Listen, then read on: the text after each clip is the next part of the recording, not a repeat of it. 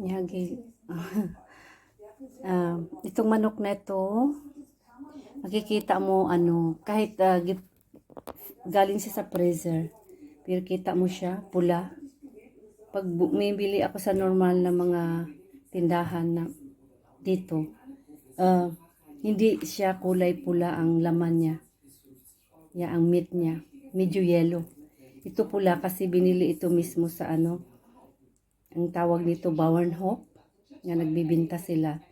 Kahit gi-frozen siya, healthy yung niya, kasi merong yung ang manok na ito sa labas talaga sila. More moving, running, hindi sila sa loob talaga palagi. Kaya ang wala rin siyang masyadong taba. Yun ang napansin ko, wala. Buo ito eh. Ito in-slice ko, buo ito. Buo. Binili ni Giliw sa yung sa tawag ba, bang Bauernhof sa atin? Yung doon sa doon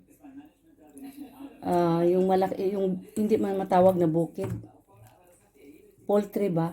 Pero hindi poultry yung mga manok na doon sa loob, kundi pag summer, doon talaga sila sa labas. Sa labas talaga sila pinapatakbo.